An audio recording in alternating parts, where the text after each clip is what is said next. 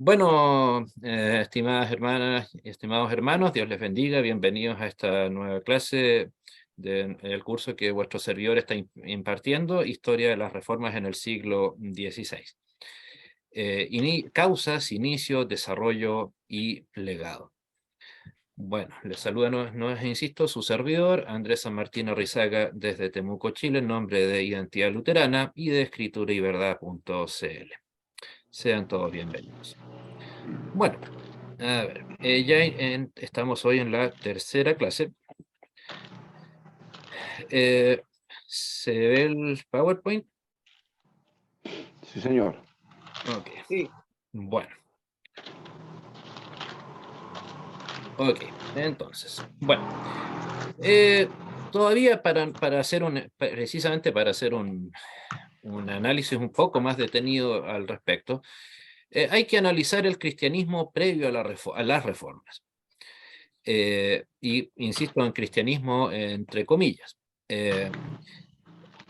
Ética y moralmente en la Iglesia Católica Apostólica Romana no había nada rescatable, literalmente nada. O sea, no tal vez, sí en lo académico, sí, obviamente no podemos negar que en esos 1000 años de la Edad Media, como se le llama, no había, o sea, no se puede negar que sí hubo conocimiento, sí hubo gente docta, sí hubo hombres de Dios, pero lamentablemente la misma Iglesia Católica se encargó o de asesinar o de acallar, en el mejor de los casos.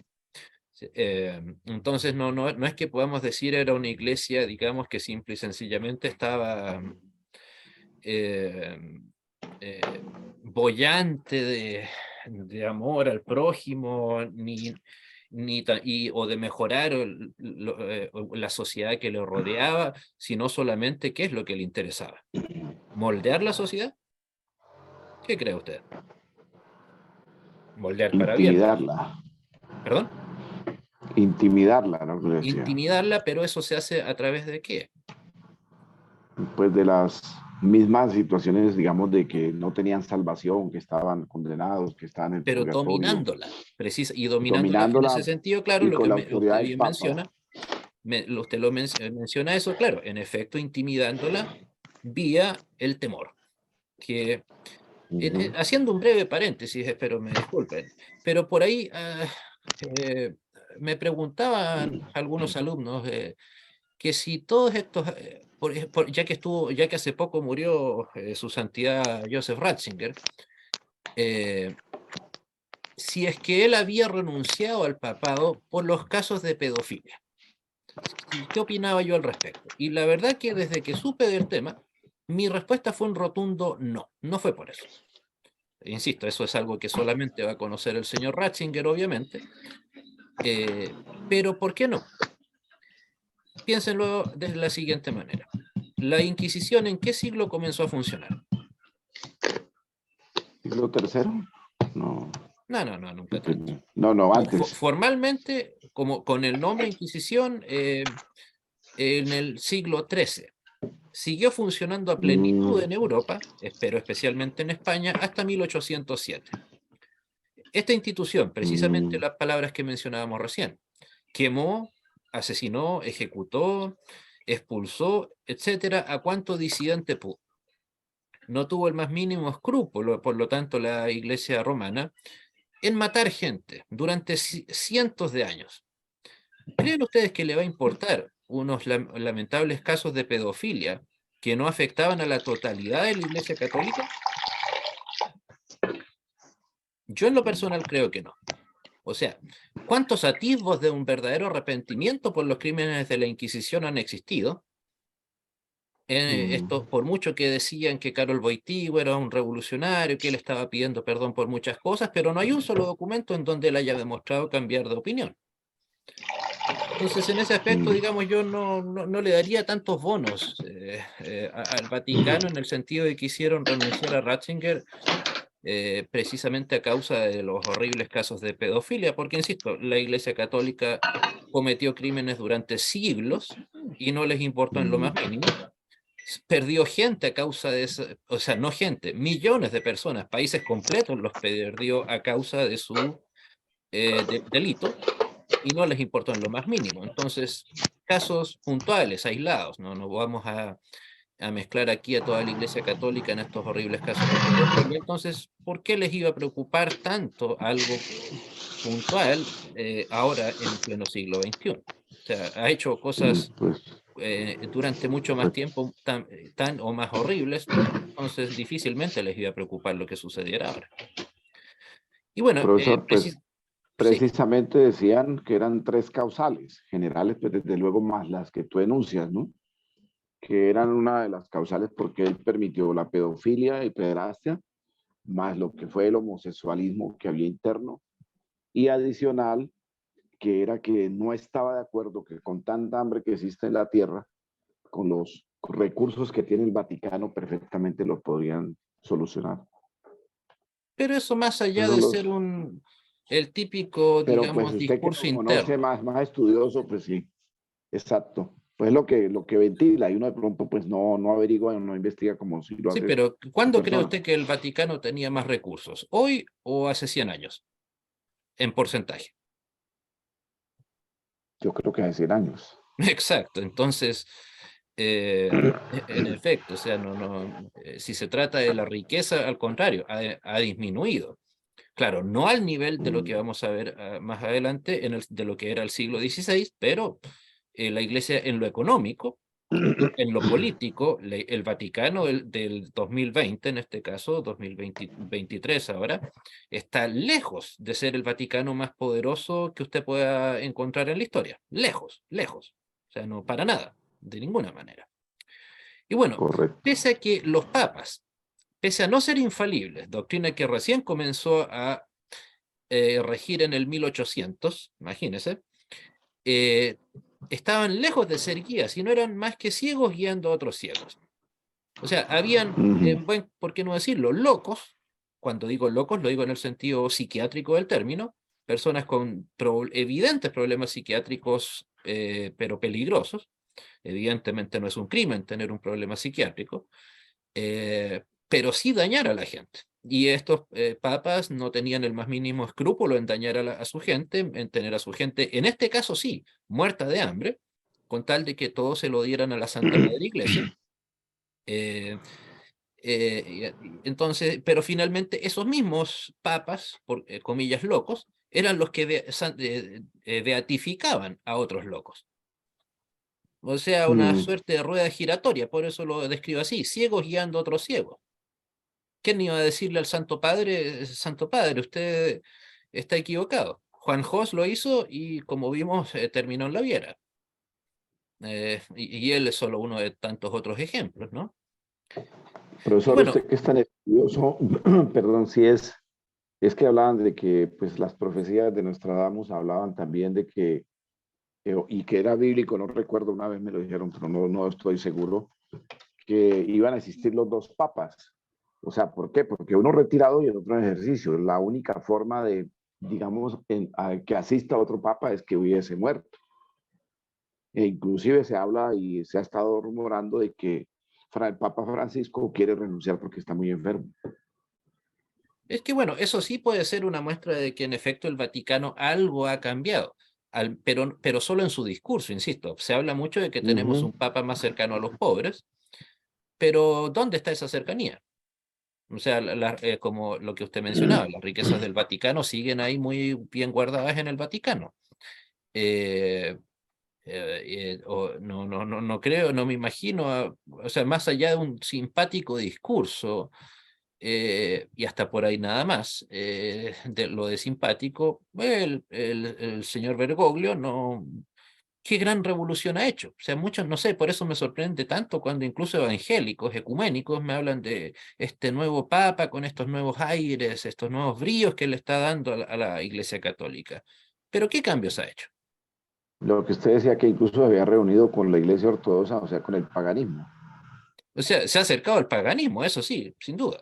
Mm, Pero discurso bíblico, digamos que es lo que a nosotros nos tendría que importar, ninguno.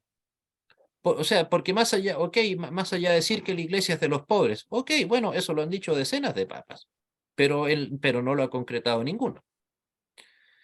Y mm. bueno, En esa misma línea, la mayoría de los altos cargos eclesiásticos eran comprados o fruto de influencias. Recuerden, esas influencias podían ser tanto de poder político como de poder económico. No era necesariamente que usted, digamos, si que se le venía en gana ser cardenal y a comprar el cardenalato, a veces era, pues insisto, por un tema de devolver favores, territorios, o que el papa de turno le autorizara a una familia o algún rey, algún linaje, no sé, colonizar determinado territorio. Entonces, bueno, tú me dejas colonizar este territorio, bueno, y yo lo hago en el nombre de la Santa Madre Iglesia, por así decirlo, y entonces tú me das el título, qué sé yo, de arzobispo, cardenal, etcétera. O sea, por eso no era raro, como les comentaba en la clase anterior, ver obispos, arzobispos, o sea, cargos de relevancia, no simples, comillas, simples sacerdotes con menos de 15 años. Insisto en la Ujú. pregunta que les hice en aquella ocasión. Nosotros, ni siquiera hoy, ok, doy gracias a Dios de que mi hijo está dirigiendo cultos, pero para niños en nuestra iglesia. Pero para niños, evidentemente, si me dijeran, Andrés, por favor, permite que Andrés dirija, que Manuel, perdón, dirija el culto de adultos, ¿cuál debería ser como cristiano, como padre, como persona responsable? ¿Cuál debería ser mi Eh, respuesta? no. No, o sea, ok, tal vez me agrada la idea, la verdad no sé qué tantas ganas tengo Mm, de que mi hijo siga mis mismos caminos, aunque él dice que quiere seguirlos. No sé, pero evidentemente una persona a los 9 años, incluso hasta los 15, ok, pues tendrá la oportunidad de tener ciertas responsabilidades, pero evidentemente ser pastor, y mucho menos en este caso de lo que hablamos, obispos, arzobispos, no es una responsabilidad para la cual una persona con menos de 15 años sea pertinente de tener, ¿no? Muy bueno, como era mm, obvio, precisamente a causa de la Inquisición, la disidencia estaba prohibida. Había una sola voz, o mejor dicho, el Vaticano simplemente hablaba. Lo demás tenían que seguir, decir amén, decir estamos de acuerdo, como usted diga, su santidad. Santidad. Eh, O señor obispo. Arzobispo. claro, o usted vicario, o nuncio, como usted diga, pero básicamente todo se reducía a eso, a estar de acuerdo con lo que el líder más cercano de turno que usted tuviese le dijera. Y ahí me voy a tomar precisamente de unas palabras que el mismo señor Ratzinger, cuando todavía era cardenal, en un libro que escribió sobre eclesiología, y curiosamente, el señor Ratzinger, con lo dogmático que era, acuñó ese concepto: cristianismo versus cristiandad. ¿Qué sería, según la definición del señor Ratzinger, cristianismo? Cristianismo es lo que usted y yo conocemos en el sentido literal, bíblico del término. La comunión de los cristianos. La iglesia cristiana, sus creencias, todo, el amor cristiano, todo, etcétera. ¿Cuándo comienza a existir la cristiandad? Cuando ese conjunto de creencias y de personas pasan a ser ya más que una religión, como la cristiana, pasan a ser una cultura. O sea, una suerte de pax romana, como la que, como la que propugnaba el Imperio Romano, pero en este sentido una pax cristiana, o sea, donde el Vaticano o el mundo católico lograba imponer sus términos, pero por sobre todo de una manera cultural.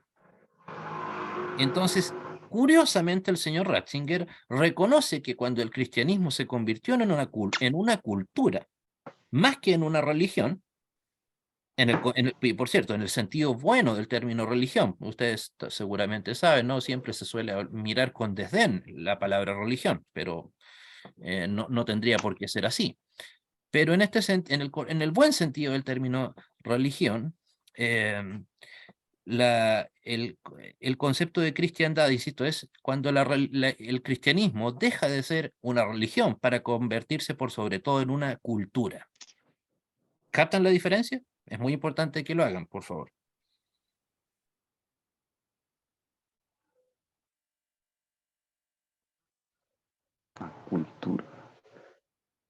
Sí, pues la cultura que está metida en el mundo, qué sé yo, del económico, político, social, más que en el mensaje que entrega. Ah, correcto. Porque después de todo, uno puede ser parte de una cultura sin estar de acuerdo con ella. Mm, O por ejemplo, nosotros aquí todos somos, no sé cuántos luteranos hay de la Yela, creo que los hay varios. Hay otros tantos que somos de Selk, o en este caso Moisés, hermano Moisés y su servidor. Otros tantos de diversas iglesias evangélicas. Nosotros, en rigor, todos los que estamos acá, ¿somos parte de la cultura latinoamericana?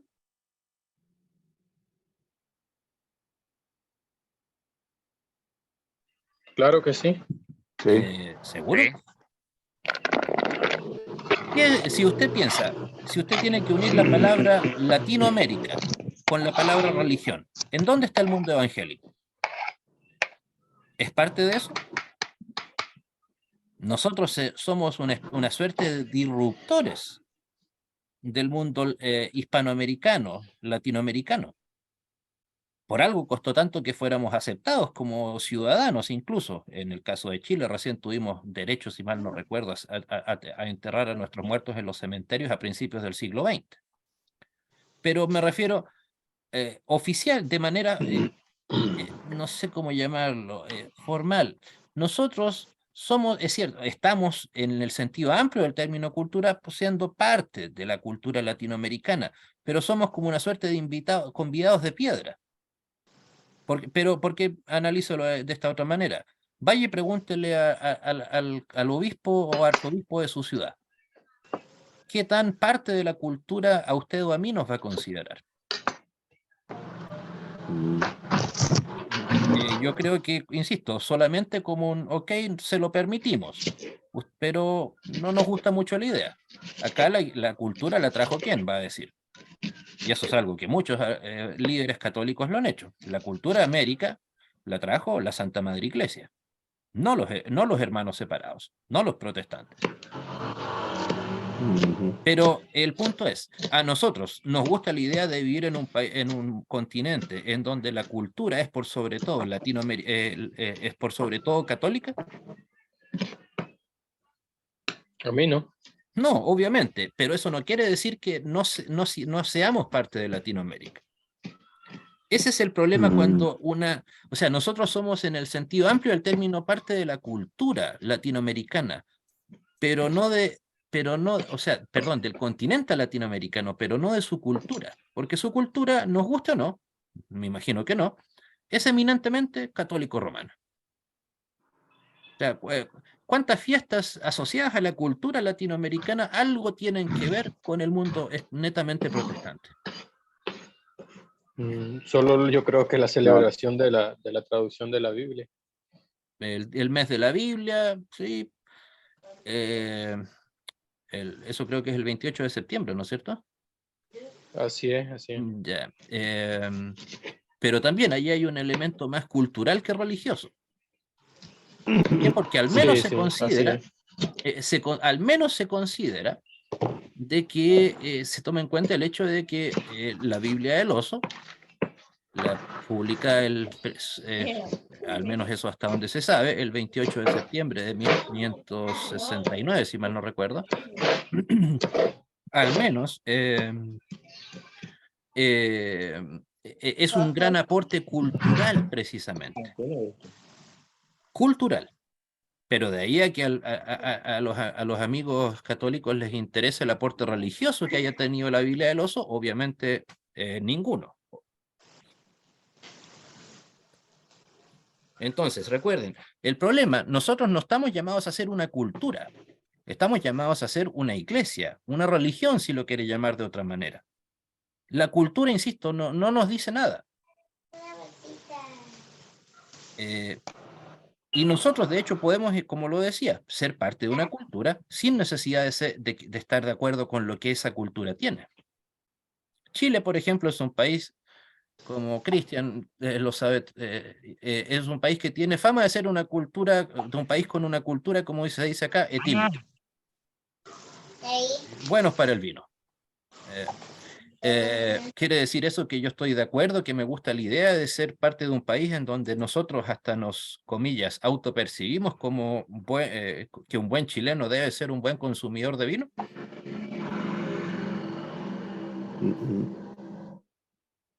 No. Pero, por lo tanto, el problema es que, volviendo al punto de Ratzinger, la cristiandad, entonces, heredó lo peor que pudo haber heredado del Imperio Romano. En vez de haber adoptado solamente el lenguaje, no sé, algunos conceptos fundamentales, la literatura, adoptó lamentablemente todo, simplemente a lo que antes se llamaba Imperio Romano. El 471 se comenzó a llamar Iglesia Católica Apostólica Romana. O sea, si ustedes quieren ver una buena ceremonia del Imperio Romano, vayan a una misa con un sacerdote tradicional, ojalá en latín. O sea, el Vaticano, que traspasó, o sea, que sobrevivió a la implosión del Imperio Romano, es una heredera directa, lamentablemente, de todo el paquete llamado Imperio Romano. Y que se me enojen mis colegas historiadores, mis amigos historiadores, pero a mi opinión, el Imperio Romano, de rescatable en el sentido humano, el sentido ético, no tenía mucho que rescatar. Especialmente ahora, por ejemplo, que está de moda el tema del feminismo. Vaya a ver usted cómo se trataba a las mujeres en la época del Imperio Romano. No había mujer que se le considerara estéril que lograra vivir y que finalmente no fuera asesinada, acusada de adulterio o de prostitución. La mujer no tenía derecho, obviamente, a tener ningún cargo público, no tenía derecho a decidir con quién casarse o a acusar a un varón de haberle violentado de cualquier manera. Y así podría citar ejemplos, pero numerosos al respecto, en donde, insisto, lamentablemente el Vaticano tomó ese paquete llamado Imperio Romano, le dio tintes religiosos y ahí tenemos a nuestra querida Iglesia Apostólica Romana. Sin hacer, yo creo, una real conversión. Sí, ¿por qué no? Y precisamente ese proceso tan mal hecho es lo que el señor Ratzinger reconoce como que dio como fruto a eso llamado cristiandad. O sea, esa unión, Imperio Romano, cristianismo, igual cristiandad. En cambio, cristianismo es las enseñanzas de nuestro Señor Jesucristo, las escrituras, el cristianismo puro, por así decirlo. Curioso, insisto, de una persona tan dogmática como lo es, o perdón, era, el señor Ratzinger, que su área de especialización era precisamente la apologética eclesiológica procatólica. Es cosa de ver sus documentos. Un teólogo brillante, por cierto, fascinante, muy fácil de leer, pero no por eso menos dogmático. ¿Alguna pregunta, hermanos? Está bien. Bueno, a pesar de todo, como suele suceder en estos procesos históricos, la membresía, gente común y corriente como ustedes o como yo, amaba su iglesia, pero no confiaba en el clero. Precisamente de eso es lo que personas como Lutero lograron tuvieron éxito. Lutero no se fue al alto clero a transformar la iglesia, o a reformarla, como quiera decirlo. Lutero estuvo con la gente común. Por eso es que les decía, ese inicio de reforma del 31 de octubre del 1517 no estaba pensado en la gente, estaba pensado en el alto clero, en la alta academia. Entonces, pero claro, este tipo de relación amor-odio, cuando uno quiere una institución, pero no las personas que lo representan. Seguramente a todos nosotros nos ha pasado eso, que ya somos adultos, creo, todos, con, qué sé yo, con alguno de nuestros gobernantes de turno. Amamos a nuestro país, me imagino, queremos lo mejor para él, pero no por eso tenemos que estar de acuerdo con las prácticas que nuestros gobiernos lleven a cabo, buenas o malas. Probablemente esa era la disyuntiva. El problema era que para la gente que tenía esa disyuntiva, ¿sí? Es que, bueno, ¿a quién elijo? Si me desapego de la Santa Madre Iglesia, ¿qué me queda? ¿Qué les quedaba?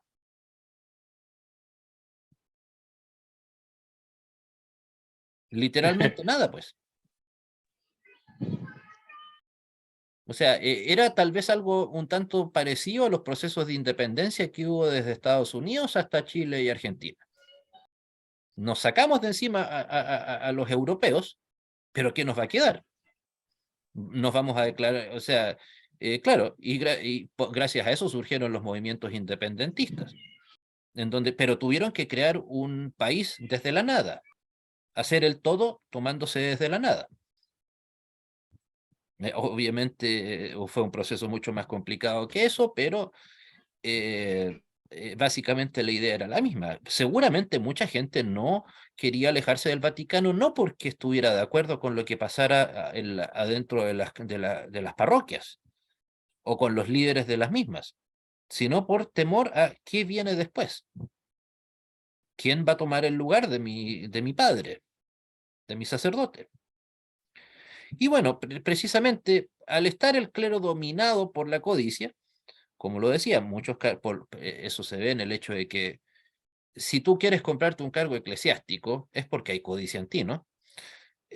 Poco o nada les importara lo que pasara en la iglesia. Mientras tú tuvieras tu cargo, ¿qué te va a importar el bienestar del pueblo? Si tú sabes que no te van a sacar de ahí, ¿qué importa lo que le pase a esa gente, ¿no? De nuevo, ciegos guiando ciegos. No se tomaron en cuenta entonces las lecciones que dejaron las cruzadas a la Iglesia Católica Romana, en donde deberían haberse dado cuenta que la lealtad se debe ganar, y más aún siendo cristianos, se debe ganar con amor, más aún con amor cristiano. Las cruzadas que, como les decía la clase pasada, fueron un cachetazo, un remesón ante la inmoralidad del Vaticano, ante su incapacidad de acción para acercar a su gente, para que la gente católica se demostrara leal, o sea, si lo hubiesen querido, no habrían tenido que inventar una guerra que basta con hacer un breve análisis. No había posibilidad alguna de que el mundo occidental ganara las cruzadas. O sea, en una tierra extranjera, con tropas que costaba mucho llegar, o sea, posibilidades reales de ganar allá eran pocas, si acaso no ningunas. Pero lamentablemente ese tipo de elecciones el Vaticano no tomó nota de ellas. O sea, pese a que el Papa no era infalible en aquella época todavía, eh, en la práctica se comportaba de una manera mucho más despótica que los papas que sí son ya formalmente infalibles hasta el día de hoy.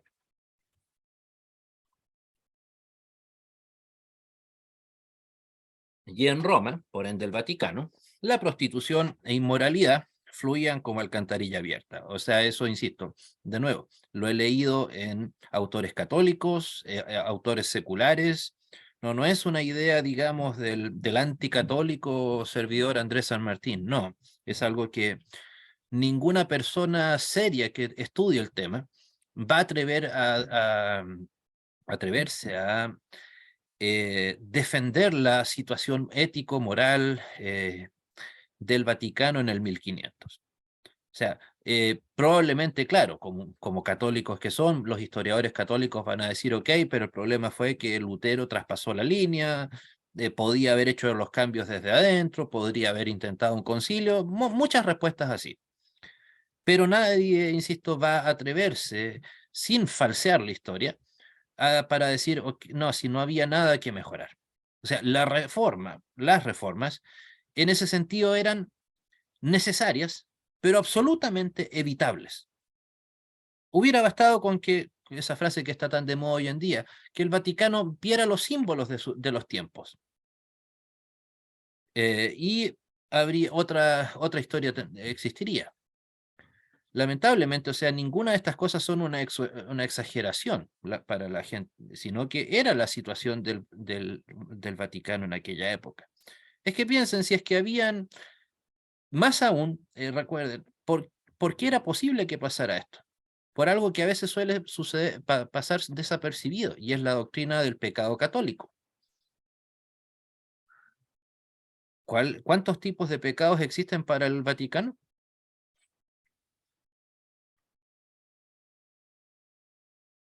Los veniales y los Capitales. mortales, muy bien. Ya. Por lo tanto, el punto es, ¿y en qué momento se delimita la línea entre lo que pasa de ser venial a mortal? Y más aún, ¿quién toma esa decisión? ¿Julio VI? ¿León X, el papa al que enfrentó a Lutero? Ellos eran las personas indicadas para delimitar cuándo un pecado era, comillas, grave y cuándo no. En cambio, ahí, gracias a Dios, irrumpe el protestantismo en todas sus expresiones, que bien sabemos que dentro de todas las diferencias que podemos tener entre luteranos, calvinistas, anabaptistas, etcétera, pentecostales, para nosotros el pecado es simplemente eso, pecado, punto. El pecado me hace tan inmeritorio ante Dios, ya sea robarme un lápiz de $1 así como robarme un banco entero. Romanos 6:23, ¿no? Exacto. En la O sea, parte A. no hay justo ni a un uno. El problema es que, claro, ¿quién Mm. iba a poder, digamos, versículos así me refiero, ¿no? Todos los versículos que hablan sobre el pecado, si lo analizan, nadie queda excluido de esa lista. En cambio, para el Vaticano, no solo había gente que quedaba excluido de esa lista, sino que simplemente esa lista no existía. ¿Por qué? Porque después de todo tenía a esa, la confesión auricular católica, que total, si puedo pecar durante la semana, si total mi sacerdote del domingo me va a absolver. Y mientras tanto, entonces el lunes siguiente puedo volver a pecar. O sea, las implicancias directas de eso, la verdad que la gente, yo creo que lamentablemente no las toma muy en cuenta. Piensen en el cambio de moral y de conducta ética que hay detrás de la idea de que todos los pecados son igualmente graves, que todos los pecados son igualmente dignos del mismo nivel de condenación. Ya sea, o llevándolo a otro ámbito, desde un simple cachetazo hasta disparar una bala para asesinar a una persona. Es cierto, civilmente, legalmente, son cosas distintas, lo sabemos. Pero si nos tomamos en cuenta y nos tomamos en serio esa manera de ver el mundo, pues bueno, vamos a buscar la santidad y esquivar el pecado, evitarlo en todas sus expresiones, no solamente en los mortales, que es lo que la ética católica de una u otra manera lleva a cabo. O también, ¿cuántas veces se comete un pecado para que ya sea considerado un pecado mortal? Total, no sé, pues en la Roma del siglo XVI habían prostíbulos para sacerdotes, prostíbulos para cardenales, prostíbulos para obispos. Y seguramente, eh, o sea, no seguramente, los papas tenían sus propias concubinas. Pero alguien perfectamente, según la cosmovisión de esa época, me habría decir, pero bueno, ¿qué hay de malo? Si una vez, una no es ninguna, dirían, probablemente. Si total fue un acto de adulterio, ¿qué tanto problema? ¿Para qué nos vamos a complicar la vida, no? En cambio, si nosotros, como cristianos evangélicos, insisto, en cualquiera de con todas nuestras diferencias, vemos que cualquier pecado, uno solo, recordemos, el pecado no es ese concepto, el pecado, recuerden, para nosotros, a la luz de la Biblia, no es un acto. O se los explico de la siguiente manera. Disculpen el paréntesis amartológico. ¿Alguno de ustedes en este momento está llevando a cabo un pecado? Supongo que no. Todos estamos seguramente escuchando la clase, en el caso mío dictándola, descansando un rato, qué sé yo. Pero probablemente un pecado no estamos llevando a cabo ninguno en este momento. Pero sin embargo, ¿hemos dejado en este momento de ser pecadores? De ninguna manera. De ninguna manera. Muy bien. Seguimos pecando. Porque si fuese así, según la lógica del Vaticano o del pecado como un acto, recuerden, el pecado es una condición permanente. Porque si fuera así, entonces en unas 4 horas más, cuando yo soy malo para dormir, en unas 4 horas más, cuando esté tratando de quedarme dormido, ya dormido, entonces voy a dejar de ser pecador mientras esté dormido. No, nunca. Esa es No. nuestra condición. La mente sigue dinámica y además ya pecado. Pero aunque no siguiera dinámica, sería pecador igual. Voy a seguir siendo pecador Sí. igual. Mientras Entonces, estemos en vida, siempre seguiremos siendo exacto. pecadores. ¿Por qué? Porque el pecado, insisto, es una condición, no un acto que se repite una vez tras otra. O en otras palabras, todos nosotros aquí somos pecadores, ¿por qué? O mejor dicho, cometemos pecados porque somos pecadores. No al revés. No es que por cometer pecados nos convirtamos en pecadores. Al menos eso es lo que debería influenciar, digamos, no influenciar, pero sí enseñar la doctrina protestante evangélica del pecado.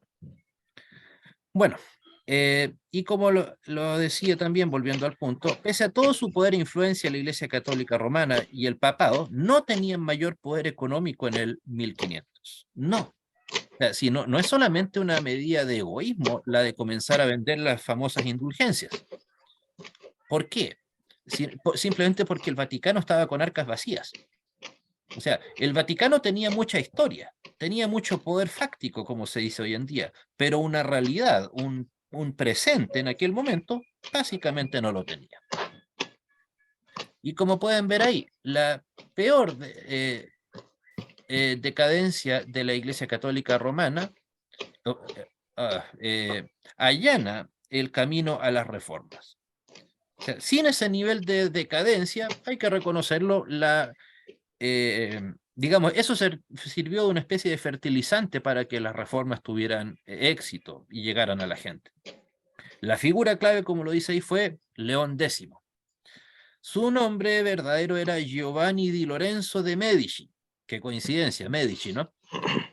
No sé cuántos chilenos hay acá, al menos sé que hay 2, pero recuerdo que hubo hace unos 10 años, 15 años, cuando fue elegido arzobispo de Santiago, alguien de apellido Errázuriz, Francisco Javier Errázuriz. Alguien decía, es pura casualidad que es Errázuriz. ¿Por qué? Porque son prácticamente dueños de la mitad de Chile, entonces siempre han tenido altos cargos en el Vaticano, o sea, pero sí, en el Vaticano, en empresas, en la política, siempre han sido una familia muy poderosa. Y en este caso, como los decía en otra clase, los Medici, en efecto, una familia muy poderosa, dueña de decenas de papados, o sea, no decenas, pero sí de varios papados, de decenas de cardenalatos que derechamente todos los compraban. Y él, su gran sueño era ser similar a Salomón y construir el templo. De hecho, recuerden que eso es presumible que por ese motivo se haya intentado llevar a cabo las cruzadas, no por amor a la llamada Tierra Santa o a Jerusalén, sino ¿por qué? Porque algunos papas querían gobernar desde Jerusalén para dárselas una suerte de segundos Cristos, y precisamente por eso iniciaron una guerra tan absurda como las cruzadas. Insisto, una guerra que evidentemente estaba perdida, no había posibilidad de que fuera ganada. Entonces, en su sueño hilarante, absurdo, este señor Medici, León X, creía que podía ser tanto en sabiduría como en poder similar a Salomón, y quería que su gran legado fuera el templo de Jerusalén, pero instalado en el Vaticano, conocido ¿cómo lo conocemos hoy? La Basílica de San Pedro. La Basílica de San Pedro, muy bien, gracias. nuevamente también, todo indica por su conducta disruptiva, extraña, que tenía severos problemas psiquiátricos, pero insisto, de tipo peligroso, y obviamente no siendo tratados. Él, por ejemplo, le conversaba a los árboles en las noches, le saludaba a los árboles en las noches también, salía desnudo también a los jardines del Vaticano, eh, salía a cazar también a plena noche, cerdos salvajes, ¿cómo es que se llaman? Perdón. Jabalíes, con lo peligroso que era eso, imagínense, ¿no? Andar en un simple caballo enfrentándose a un jabalí y sin ninguna protección. Eh, Además que es muy probable que también haya tenido problemas de tipo incluso sexual, porque evidentemente era ávido frecuentador de prostitutas y que seguramente no se hacían exámenes de enfermedades de transmisión sexual en esa época, ¿no? Y como era muy común en ese tipo de personas, en aquella época solían morir de sífilis y también con sus capacidades cerebrales muy dañadas. Y bueno, llegó a ser papa, imagínense, a los 38 años. Papa a los 38 años, o sea, acá en Chile hay toda una polémica porque nuestro actual presidente, independiente de la opinión que tenga de él, que no la daré, llegó a ser papa creo que con 30, o sea, perdón, papa, presidente creo que con 36 años. Pero muchos los que les parece mal que tenga menos de 40. Imagínense, estamos hablando del hombre más poderoso del mundo, llegó a serlo a los 38 años, sin tener mayores conocimientos, sin tener gran mérito, ni siquiera con una carrera eclesiástica muy destacada. Simplemente lo que lo avalaba era la fortuna de su familia. Y me recuerdo que cuando el año 2003, creo que fue cuando el señor Ratzinger asumió como papa, se convirtió en Benedicto XVI, ya se sabía que su papado iba a ser un papado, como se dijo, de transición, precisamente por la edad que tenía, que era, si mal no recuerdo, 71 años, algo así. Pero, y claro, buena parte de su carrera la hizo como teólogo desde el Concilio Vaticano II, el año 62 al 65. Y de hecho también, no recuerdo que, pero tiene ya más de pasado los 60 años el señor Bergoglio. O sea, también Karol Wojtyła también asumió con más de 60 años, o sea, no eran, o sea, eran gente ya, insisto, con trayectorias que obviamente nosotros no compartimos, no estamos de acuerdo con sus enseñanzas, etcétera. Pero eso no significa que no se pueda reconocer al menos el mérito académico, el mérito laboral que estas personas traen tras de sí. En cambio, ¿qué mérito podía tener en esas circunstancias una persona de 38 años en el contexto del siglo XVI? Ninguno. Ninguna. Pero bueno, a buena hora para nosotros, por cierto. Y ese anhelo que él tenía, dio inicio a la venta de las indulgencias el 31 de marzo de 1515. No sé, como bien dice la palabra, a los que aman a Dios todas las cosas les ayudan. Pues bueno, indirectamente estas palabras se cumplen a partir de esta fecha. La locura demencial de este hombre, que dio inicio a que se vendieran las indulgencias en 1515, perdón, el 31 de marzo de 1515, derivó en lo que terminó siendo la reforma. Pero, por cierto, hay que aclarar algo. El concepto y la palabra indulgencia en realidad no es para nada escandaloso. Originalmente indulgencia era básicamente cualquier autorización que el Papa de turno entregara a algún otro estamento de la sociedad. Cualquiera. Ya sea desde el más noble hasta un pecado como el del que estamos hablando aquí al vender el perdón de los pecados. O sea, indulgencia literalmente significa permiso. No sé, en otros tiempos tal vez incluso para, qué sé yo, alguien que se quiera retirar de la clase me habría dicho, señor San Martín, necesito de vuestra indulgencia para retirarme, probablemente. No es en sí mismo una palabra escandalosa. Lo escandaloso, evidentemente, en este caso fue el uso que se le dio. Ahí, si es que ven en la pantalla, tienen a la izquierda una foto del retrato más famoso que hay de León X. Que creo que eso está en el mismo Vaticano, ese retrato. Y en la derecha está Johannes Tetzel, el intrincado Johannes Tetzel de Leipzig. Leipzig, si bien, como les decía, es parte de Alemania, y Alemania era un país bastante pobre, pero Leipzig sí ya era un centro cultural, una ciudad relativamente importante de Alemania. Por esto este señor Tetzel, que era inquisidor, él era de hecho de los monjes dominicos. Aquí lo vamos a ver un poco. Ahí ve otra imagen de aquella época en donde en donde se muestra cómo se vendían las indulgencias. Ahí. Bueno, pero como suele suceder con estos procesos históricos, suele aparecer el personaje de turno que, como dice ahí, apaga el incendio con petróleo. O sea, el Vaticano es cierto, como cualquier institución humana tiene derecho a querer tener algo de presupuesto, ¿no? No hay nada de malo en querer tener dinero. El problema es la codicia.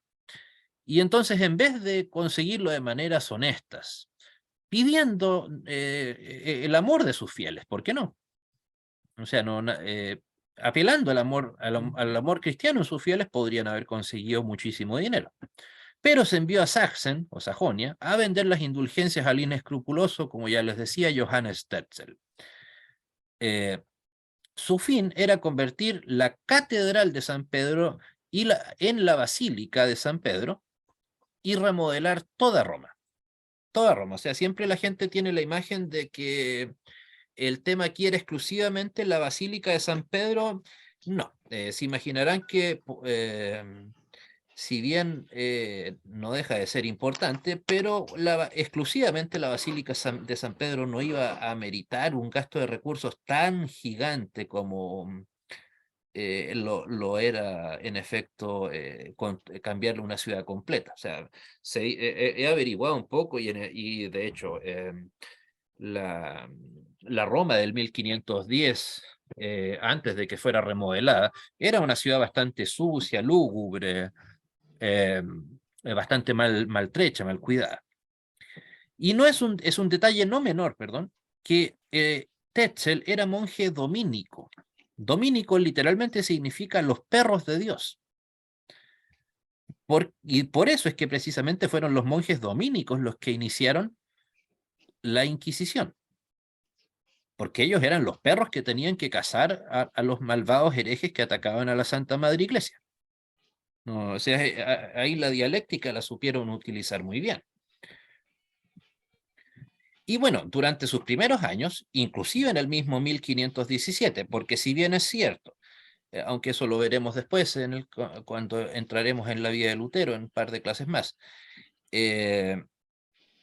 ya el debate sobre el 31 de octubre, etcétera, pero sí, las indulgencias fueron, o sea, perdón, las 95 tesis, es cierto, Lutero no las escribió pensando en la gente, pero sí la gente tuvo acceso a ellas porque fueron traducidas sin la autorización de Lutero, y se hizo circular, hizo que circularan en toda Sajonia, lo cual para esa época era bastante. Pero primero, por lo menos unos 3 años, esas indulgencias eran todo un éxito de ventas, literalmente.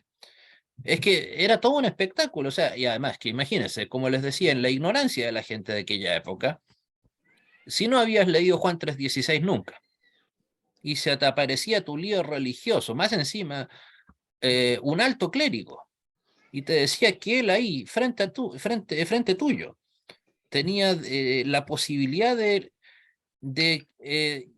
no solamente de limpiar tus pecados, sino más encima de salvar a tu ser querido del pecado, o sea, perdón, del infierno eterno, del purgatorio, era algo bastante esperanzador, ¿no crees? O sea, la gente seguramente vio esto como un mensaje de esperanza. O sea, ¿cómo no voy a gastar unas cuantas monedas? Uno, para construir la ciudad santa, el trono papal, digamos, y también para salvar a mi pariente tan querido que recuerdo de unos cuantos miles de años en el purgatorio. Era algo que, insisto, seguramente la gente lo vio en un principio de manera muy, muy esperanzadora, no como lo que en efecto era, una estafa tanto en lo económico como en lo espiritual. ¿Alguna pregunta, hermanos?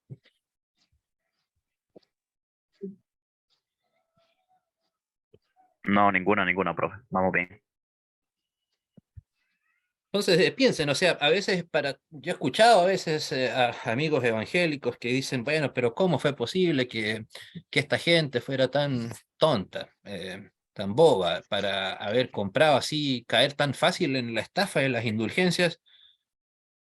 Pues pensemos, estamos hablando en la dialéctica de gente no solo del siglo XVI, sino de gente del siglo XVI y de la no más educada, no de la más culta.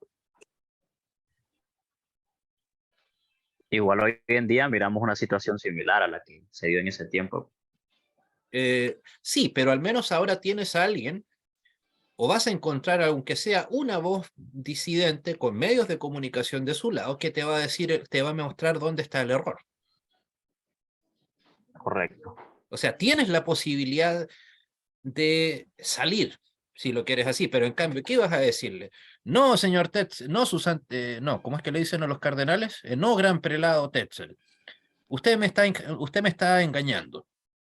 Mi abuelo recibió la gracia de Cristo porque Juan 3:16 lo dice, y Cristo dijo consumado es, por lo tanto, lo que usted me está diciendo es mentira. Uno, ¿alguien iba a ser tan idiota para decir eso en voz alta? No, ¿qué va a ser? No, Lo, ninguno. Obviamente que no. lo mataban. O sea, yo creo que ya con el Puñaladas. solo hecho de mencionar Juan 3:16, probablemente habría tenido severos problemas, más aún siendo Tetzel un inquisidor. Insisto, no era un detalle menor. O sea, enviaron a una persona bastante locuaz. Los inquisidores, obviamente tenemos una mala opinión de ellos, pero eran gente muy inteligente, gente muy astuta. Si no, ¿cómo fueron capaces de engañar durante siglos a tantas personas? Bueno, ¿y cuál era el problema de las indulgencias? En primer lugar, desde un punto de vista, aquí voy a tratar de ponerme más pastoral que histórico. En primer lugar, provienen de un hombre, de una persona, por ende de un pecador. De nuevo, el concepto, un ciego guiando a otro ciego. ¿Qué puedo hacer yo, que estoy en este caso liderando esta clase, para perdonar los pecados de ustedes? Nada. Nada. A lo más... Ya todo lo hizo. Ya lo hizo Jesucristo. Guiarnos. Sí, pero a lo más podría eventualmente, si alguno de ustedes me pregunta, bueno, ¿cómo puedo hacer para ser salvo? Y bueno, pero ¿qué es lo que puedo hacer yo? Remitirle a la palabra, a la Biblia. Sí. Decirle de nuevo, Juan 3:16, consumado es, la gran comisión, etcétera, etcétera. Pero yo, Andrés San Martín, no tengo la autoridad para eso. En cambio, aquí, lamentablemente, esta gente sí se consideraba con dicha autoridad. Lo más probable es que yo creo que ni ellos creían tenerla, pero bueno, había que juntar dinero, ¿no? Entonces, ese es el primer problema con las indulgencias. Provienen de un hombre, no del mérito de Cristo. Y obviamente todo lo que atañe a la vida cristiana tiene que ver con el mérito de Cristo. ¿Qué cosa podría quedar fuera? O sea, aquí no era nuestro Señor Jesucristo descendiendo, diciendo, aquí está mi siervo Tetzel, a él oíd. No, era simplemente un estafador inescrupuloso, engañando a su propia gente, engañando a su propio pueblo. O sea, como alemán, como sajón, porque de hecho hasta en eso fueron muy, ¿cómo decirlo? Hábiles. Hábiles, muy gracias, sigilosos en la persona que en elegir, porque si bien Tetzel era, como les decía, inescrupuloso, inmoral, digámoslo, un cerdo ética y moralmente, pero era sajón. Por lo tanto, entonces, con el patriotismo que caracterizaba a la gente de aquella época, era distinto si le hubieran enviado, qué sé yo, un cardenal incluso, a la mano derecha del Papa, si creían, siendo italiano, parisino, londinense. O sea, entonces, por eso en parte el éxito que tuvo esto. O sea, Continuando, no exigen, obviamente, ni esperan arrepentimiento, sino solo pagar. Porque, ok, es cierto, Cristo nos da la indulgencia del pecado, pero por su mérito, porque Cristo pagó en la cruz. Y básicamente esa es la lógica que ataca Lutero en sus 95 tesis. Y en otros documentos, obviamente. Cristo pagó en la cruz, ¿por qué voy a estarle pagando a un sacerdote de nuevo? Y más encima en dinero. Dinero acuñado por un hombre. En nombre de un, acuñado en nombre de un, no solo por un hombre, sino en nombre de un rey. Y ahí por eso, solo para dejar la idea, ¿qué tanto se nos parecen estas indulgencias a la doctrina moderna de la prosperidad y la retribución? Lo mismo. Igualitas, A mi opinión, igualitas. la verdad, que bueno es que me ayudaron en eso, no mucho, no hay mucha diferencia. No, son iguales. Prosperidad, que no, porque, por cierto, son muy parecidas, pero no son igual, idénticas. La doctrina de la prosperidad, recuerden, nos dice, usted si es un creyente de verdad, un creyente sincero, devoto, amante de nuestro Señor Jesucristo, usted ha de ser próspero. Y la de la retribución es un tanto parecida, pero no idéntica. La de la retribución nos dice, usted mientras más dé al ministerio, representado en la iglesia, obviamente, no solo en lo económico, sino también en su tiempo, en sus dones, etcétera, Dios le va a retribuir. Pues bueno, aquí la persona que más me conoce es mi hermano Moisés. Él sabe bien que no tengo una salud particularmente, o bueno, gracias a Dios este último año eso ha cambiado bastante, pero sabe que no tengo una salud privilegiada. Eso no sé qué tanto, qué tan mucho o tampoco lo sabe, pero algo sabe al respecto. Imagínense la cantidad de... Hay ¿cómo, ocasiones, profesor, que también somos probados cuando que decidimos servirle a Dios. ya, pero ¿usted cree Y que la nos da gente duro. que sigue la doctrina de la prosperidad y la retribución piensan Ah, de esa no, manera? ellos no. No, no. Estaría No. en maldición el profesor. Sí, estaría Bueno, maldito que usted como no me diezma, usted como no, entonces por eso está infeliz, por eso no prospera. A mí me lo dijeron, tranquilo. o sea, ¿cree Pero usted no que... acá, lógico, no, lógico, no acá. Por eso me salió de esta. Disculpen la autorreferencia, pero cuando yo se comenzó a saber acá en mi ciudad, con yo a 20 años, que estaba por irme a Santiago a estudiar teología para ser pastor, no poca gente me dijo, pero tú todavía no te has sanado de la epilepsia. ¿Cómo vas a entonces servir a Dios si estás siendo castigado por Dios? Sí. Ok, yo no voy a entrar en debates cumpliendo el anhelo de toda mi vida, pero en el fondo no sé qué tanta diferencia hay entre esta venta de indulgencias versus la doctrina de la retribución especialmente. Yo diría que estos son un retoque neopentecostal, no pentecostal, por cierto, neopentecostal, siendo justos, en el siglo XX, porque recordemos esto más o menos se popularizó a mediados del siglo XIX, perdón, siglo XX, y que lamentablemente, curiosamente, ha tenido más éxito en Latinoamérica. O sea, me entendería, o tal vez hasta lo pensaría un poco, bueno, habrá algo de lógica en esto, qué sé yo, si un evangélico suizo me lo dijera, si un evangélico norteamericano, sueco, noruego, inglés. Pero bien sabemos que precisamente la gente que pertenece a iglesias que adhieren a esta doctrina, a estas doctrinas, no son gente particularmente adinerada. Es más, si fuera por eso, el mejor cristiano de la historia, ¿saben quién tendría que haber sido? Que curiosamente es el hombre más millonario de toda la historia de la humanidad. El devoto bautista John Rockefeller, el fundador el primero de los Rockefeller. Él era un hombre muy riguroso en sus donaciones a su iglesia. Él construyó templos para la iglesia bautista en todo el mundo, incluso acá en Chile. Construyó para su iglesia, no para él, no para su fundación. Él no creó su fundación. Él todo el dinero que donaba lo daba siempre directamente a la Convención Bautista del Sur.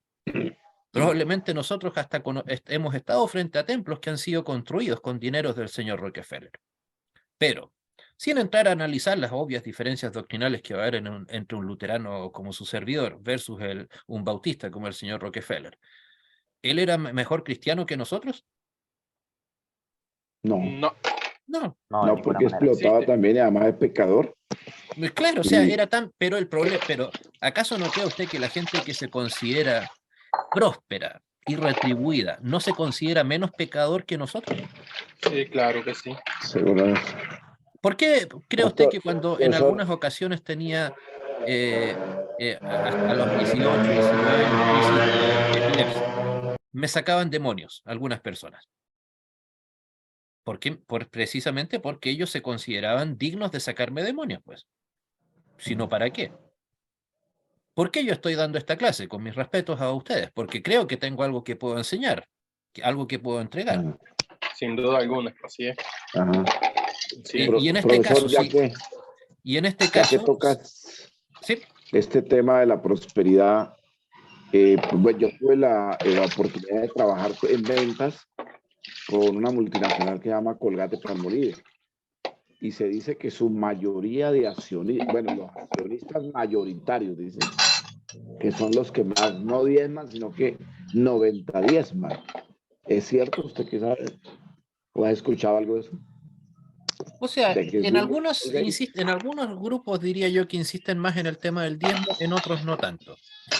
En otros casos, como lo que me tocó vivir a mí como persona con problemas de salud, claro, me decían, algún pecado escondido debes tener, o Dios todavía no tiene su plan para ti todavía, Andrés, y por lo tanto abstente eventualmente del ministerio pastoral.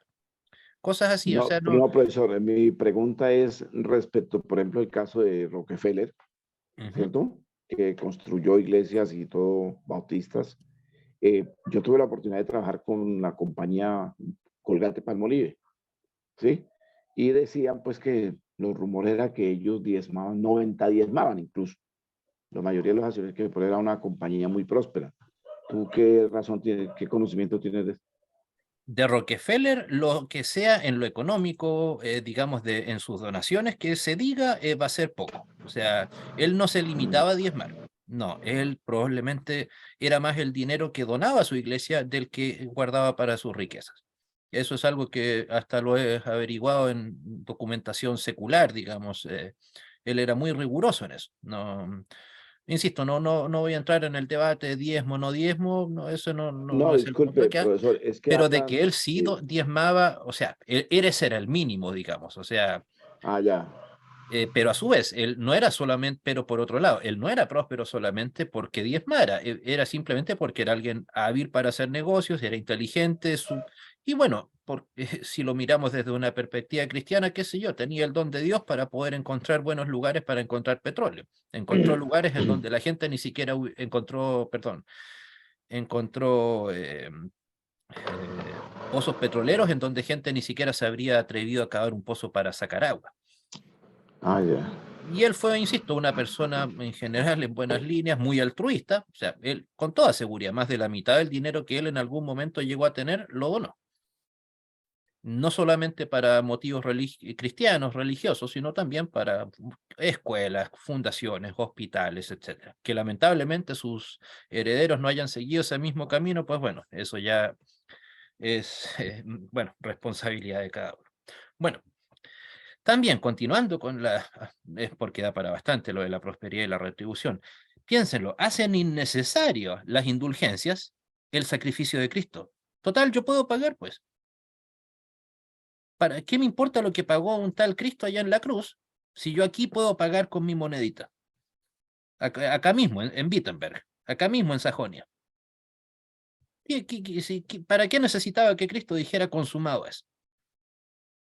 Si yo tengo mi dinero y yo puedo pagar el precio de mi pecado y más encima el del pecado de mi antepasado que ya está en el purgatorio. Por lo tanto, esto fortalece la herejía del purgatorio. Y más encima tienen el mérito, el fin, perdón, de construir un templo, no la gloria de Dios, no la alabanza a Dios. Porque me imagino que todos nosotros cuando en alguna ocasión, o muchas, qué sé yo, donamos algo para la labor de nuestras iglesias. Me imagino que lo hacemos con amor, por amor a nuestra iglesia, por amor a Dios, obviamente, para que la labor de nuestra iglesia sea más fructífera, etcétera.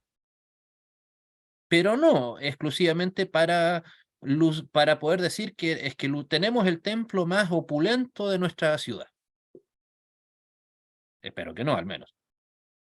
O sea, todo nuestra labor debe apuntar a la gloria de Dios, a la alabanza de Dios, no a lo que pasaba en las indulgencias, que era en efecto,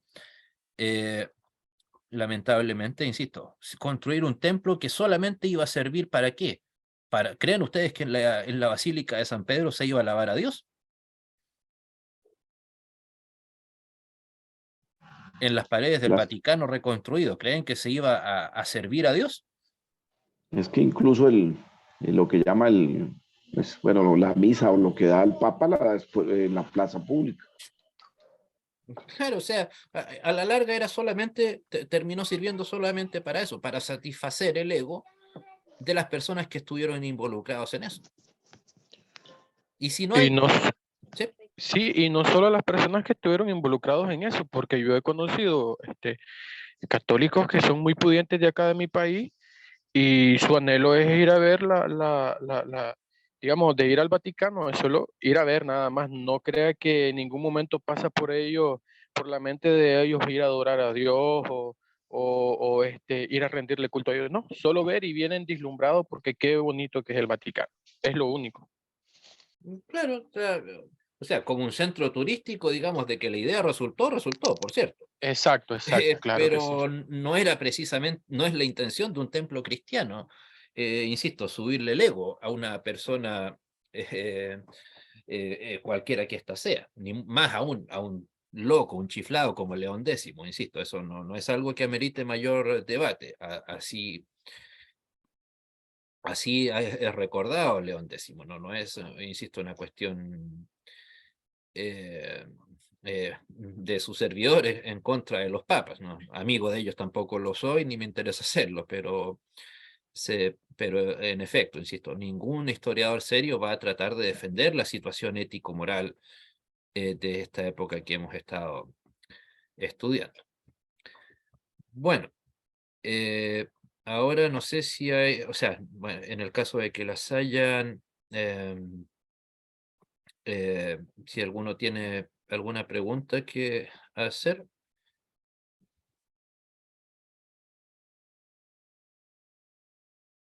o comentario. Profesor, y Yo, profesor, cuando, pues, bueno, perdón, siga. Pastor Cristian, por favor.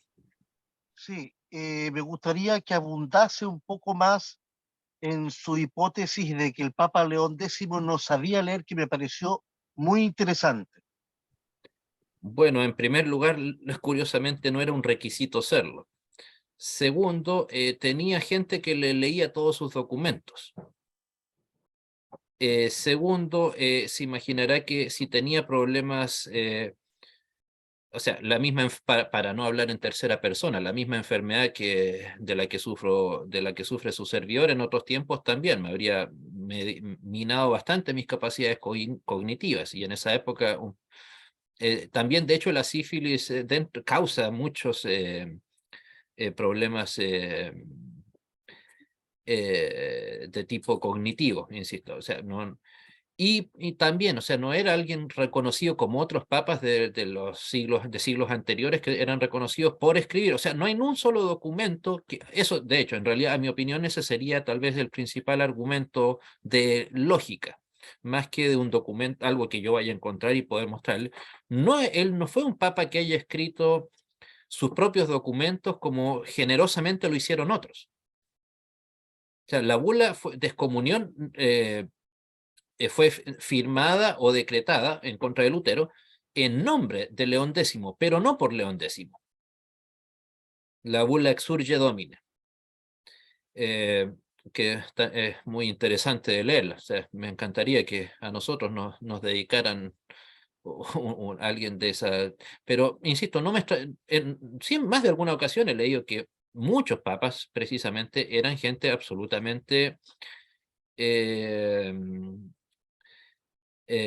¿cómo decirlo? Indocta, por decirlo menos, que no eran personas, digamos, de conocimiento, ni mucho menos. Entonces, En parte sería eso, el hecho de que escribió muy poco y todo fue escrito en nombre de él, no por él. Cosa que, bueno, bien sabemos, ¿no? Una persona eh, que no sabe escribir difícilmente va a poder leer también. Pero sí, por cierto, ¿no? La idea tampoco es original mía. La he leído en alguna otra ocasión. Y por lo demás, insisto, recuerden, él llegó a ser sacerdote con menos de 15 años.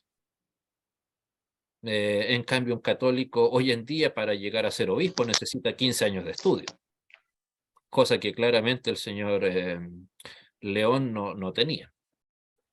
Y muchos detalles así que, insisto, tal vez se pasan de largo al respecto, eh, pero claro, hay que, digamos, no es algo, digamos, que al contrario, la carga de la prueba recae sobre ellos, digamos, los que lo defienden, porque su conducta era absolutamente propia de una persona que jamás tomó un libro. Mientras que otros papas tenían llenos sus documentos citando a padres de la iglesia, qué sé yo, citaban a Tertuliano, Agustín. De hecho, ahí sí se me había escapado ese detalle. Los textos en donde que se escribían en nombre de León X, que iban dirigidos a Lutero, no tienen la más mínima cita de Agustín de Hipona. Y Martín Lutero, ¿era de qué orden? Agustina. Agustino. ¿No le parece del todo lógico que si iban a querer desacreditar a un sacerdote agustino, lo primero que iban a hacer era citarle a Agustín de Hipona? O sea, si hubiera sido una persona que algo de lectura tuviese, no le quepa la menor duda de que lo habría hecho. O sea, ahí a un par de menos de 2 metros míos está un documento precisamente que escribió el señor Ratzinger el año 2000, la declaración Dominus Iesus, donde básicamente nos manda al infierno de nuevo todos los protestantes. Pero está repleto de citas de otros santos padres, de otros antepasados, de padres de la iglesia, decenas de documentos. En cambio, esto simplemente, como diríamos, verborrea lo que escribió esta declaración Exsurge Domine, la que le dedicó a Lutero. Es simplemente decir Lutero es malo, está atacando, es como una bestia a la gente de tu Grey, cosas así, o sea, un discurso sin mayor contenido el que usted se podría esperar de una persona con el nivel de poder que Sin tiene alguien coherencia. como León X o cualquier No papa. era coherente, no era O coherente. sea, más que todo fueron ataques personales. En efecto, sí, claro, porque en ninguna parte, de hecho, en la declaración Exsurge Domine dice que Lutero haya estado equivocado, simplemente que él estaba en contra de la iglesia. Claro, es una suerte de una dominem tras otro. Lutero es malo, Lutero es aquí, está mintiendo, es malo, no sé, como diríamos hoy en día, se come a las guaguas, qué sé yo. Pero no, ninguna parte da una argumentación propia de un documento papal. O sea, nosotros, insisto, podremos tener todas las diferencias con el papa de turno que queramos, pero nadie podría decir que un papa hoy en día es ignorante o que no tiene conocimiento. Pero en cambio, en este caso, insisto, sí podemos decir eso de los papas precisamente anteriores y posteriores a León X, pero en particular León X también.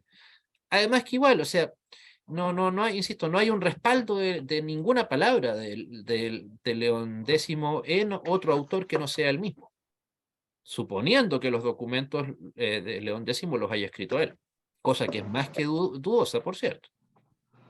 Eso no era una costumbre extraña en aquella época, que cuando tú te das cuenta que en alguna institución el que la encabezaba era una persona indocta, pues bueno, mejor mantener callada a esa persona y que alguien escribiera en tu nombre. Eso era una costumbre muy posterior, yo creo que recién desapareció con los líderes políticos en el 1800, no antes. Y en algunos países continuó también. Correcto. ¿Alguna otra Listo, pregunta? pues.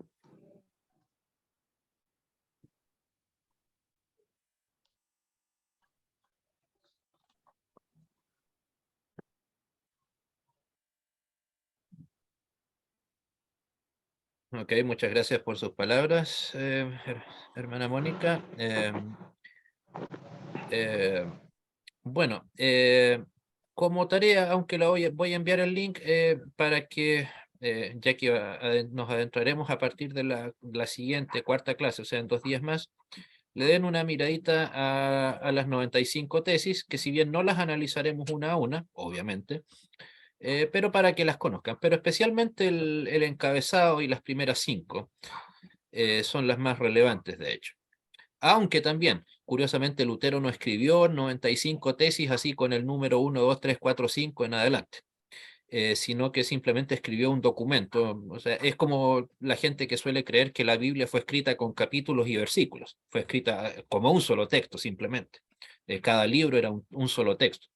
Eso, recuerden, es un invento muy práctico, por cierto, del cual tenemos que dar gracias a Dios de que se les ocurrió hacer eso, pero creo que Robert Stian hizo el trabajo de dividirlo en capítulos, creo que en el 1700, no es algo tan antiguo. Así que ahí les veré el documento. Y por ahí alguien me preguntó si es que yo tenía a disposición alguna biografía de Lutero.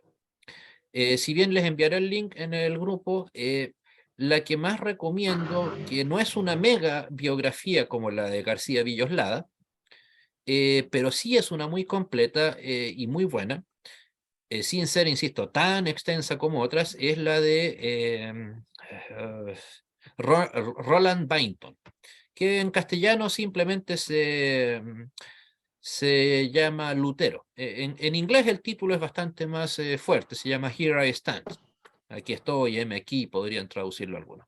Pero si se trata de elegir la biografía de Lutero, la más de buena calidad, con mayores datos, no recuerdo qué hice sobre el tema de las 95 tesis, por cierto, pero sí, por cierto, muchas lo que hacen es derechamente decir, la historia nos cuenta que el 31 de octubre, etcétera, etcétera. Pero no esa típica imagen, insisto, de Lutero y los martillazos, etcétera. O sea, insisto, sé que es una opinión polémica, espero no aguarle la fiesta a nadie, seguramente lo hice. Pero por eso cuando me piden charlas, como le consta al hermano Moisés, sobre el 31 de octubre, trato de centrarme en otros temas más que en la historicidad de las 95 tesis. Creo que lamentablemente con el tiempo se ha desvirtuado mucho el tema del 31 de octubre como un hito iniciático, siendo que de personas como Lutero tenemos tanto que obtener y centrarnos en un documento que el mismo Lutero nunca, literalmente eso sí lo puedo decir sin temor a equivocarme, nunca volvió a hablar de él. Lutero escribió las tesis, las explicó en la carta que les he mencionado y jamás volvió a referirse a dicho documento. Entonces, por eso como que le damos importancia a algo que realmente importancia no tuvo para su propio autor. Me imagino que si nosotros escribimos algo, no queremos que se le dé relevancia a lo que nosotros escribimos, no lo que la posteridad nos diga, ¿no? Pero bueno, ahí les dejaré ambos links, insisto, eso es lo de la biografía de Lutero de Bainton, es por sobre todo en vista de que por ahí varios ya me han preguntado si alguna biografía está en mi página web, les dejaré el link directo, pero en esa misma web hay una sección especial que dice biografías de Lutero. Y como les digo, de las que están ahí, la mejor y más recomendable, que yo mismo humildemente me di el trabajo de digitalizar, porque lamentablemente no se imprime actualmente, ¿no? Yo la tengo, la compré como libro usado. Y entonces está ahí en esa página junto con otras decenas de unas 10, 15 biografías de Lutero aproximadamente. Pero insisto, si hay que elegir una, les recomiendo esa. Un historiador norteamericano muy, muy docto. Muy bien, a menos que haya otra pregunta, pues bueno, nos despedimos y el próximo jueves, como lo habíamos comentado, a la misma hora, por favor. Y Correcto. recuerden, el link es el mismo, pero también, por favor, estar 10 minutos conectado, 10 minutos antes conectado, o 7, 10 minutos antes para poder iniciar puntualmente la clase. Muy bien. Dios les bendiga y nos encontramos el próximo jueves. Amén, Adiós. igualmente. Muchas gracias, profesores, Nada. hermanos. Dios los bendiga. Gracias Amén, amén. a su servicio. Gracias. Gracias, que estén bien. Gracias. ¿No? Hasta luego. Hasta luego. Hasta luego, bendiciones. Bendiciones. Gracias.